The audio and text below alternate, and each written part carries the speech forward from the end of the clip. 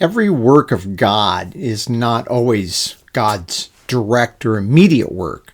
Sometimes he uses others. He might use you in somebody else's life. He has used spirit beings in other people's lives. He's used the forces of nature, as we call them, to accomplish certain purposes.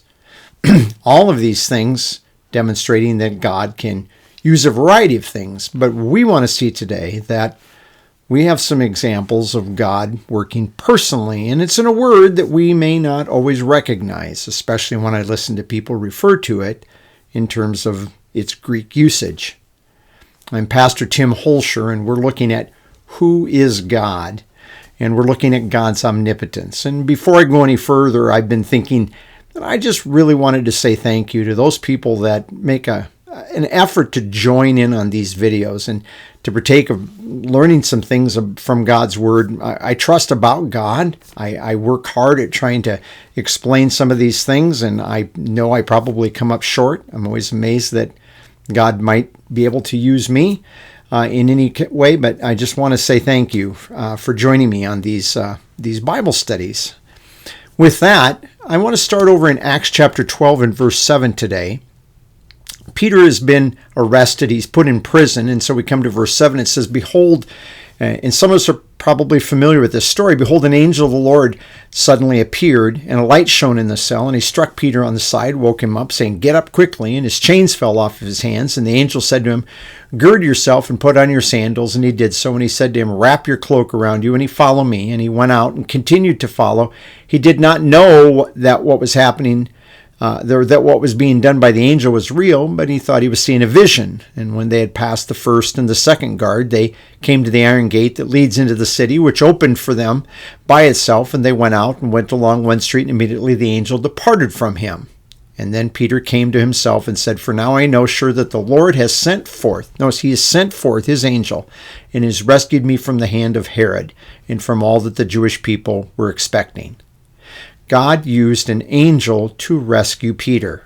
This is one example of many, and I'm sure if you're familiar with the Bible, you could think of other examples where God has used others. But we're going to come to a word, and we're going to go to Ephesians chapter 3, and Paul is looking at how he served in teaching people about God's rule of life plan by grace that consists of grace. It's his rule of life by grace, we should say. Verse 7 of Ephesians 3, "Of which I was made a minister according to the gift of God's grace that was given to me, according to notice this, the working of his power." And we have power here, we have dunamis. But this word working is this word energia. And I blew this up because I wanted you to see the two key parts of this word. We have the preposition at the beginning, en, and then we have the word erg. We got ergo, work, and ergos, a work, an active work. And so there's a variety of words from this. And a lot of people come to this word and say, we get the word energy from. So this is energy. But the question is, why is it that when the writers use this word, they can use this word energy, which is characteristic of or is related to his power in this case? And I think this is true of all these words for power, that they each bring a little nuance to them. And the significance of this term, and somebody put me onto this many years ago, and having studied this through, I think most of the time this is demonstrable in the New Testament, and that is the emphasis of this term, the way it says en, and then this word ergo here, to work, it's to work in. And rather than sending an angel or an intermediary to go and carry out the work, this word is emphasizing the fact that God is personally doing this work. He personally present is personally carrying out this work. And this is what Paul is saying. This is not just that there's a work, there's kind of some power, but it's God personally working in Paul to accomplish this purpose of making this way of life by grace known, or this grace way of life, just to make sure you're clear what I'm saying when I say this. Now we can see this with regard to spiritual gifts. This is over in Ephesians chapter 4 and verse 16.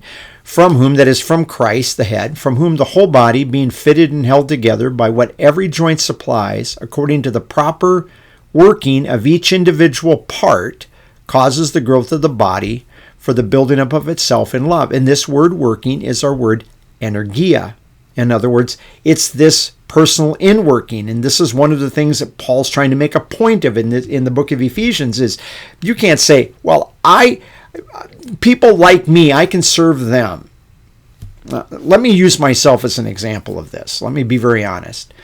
I hold to very strong convictions about the biblical truth. And as a result, I run into other people that I'm convinced genuinely are Christians, but we disagree on some things. And I have been at times, and rightly so, accused of being kind of like a dog with a bone when I have run into people that disagree with me on some truth. And I don't know, I would like to think that it has to do with God maturing me, but I've learned that I still hold those things strongly. I still hold them precious. But I'm learning that I don't need to argue and fight with everybody on all of these things. And on top of that, it's very easy sometimes when I pull in, you can look at books on the shelf, and some of those books, in reading it, I'm like, this person is not a believer because they're denying the gospel. And there are some of those. But there's some of these books I'm going, this person doesn't get this right here. But I've seen that they do know the gospel. They are a believer. And I might come to a point where I disagree with them on a key doctrine, and then I could conclude, you know what, because of that, I'm not going to listen to anything they say. Because, boy, they messed that up, they're going to mess everything up.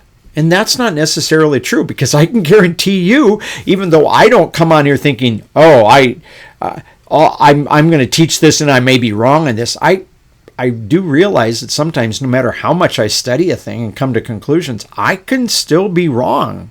We're this side of glory. I'm not guaranteed that I'm going to get everything straight during this life. And if I'm waiting to meet somebody else that has all their ducks in a row, as I see they should be, and wait for that person to be there so that I can learn something from them or they can be used in my life, I'm going to wait until the Lord comes back for us. Because I'm not going to probably meet somebody that's going to dot all their I's and cross all their T's, maybe the way I do. And in the Ephesian church, you've got believers from Jewish background and Gentile background, and hard feelings that have crept in because of these divisions have caused some of them to, I think, say, I don't need you. I will take service from these people, but not from you. And you need to realize God is working in each part.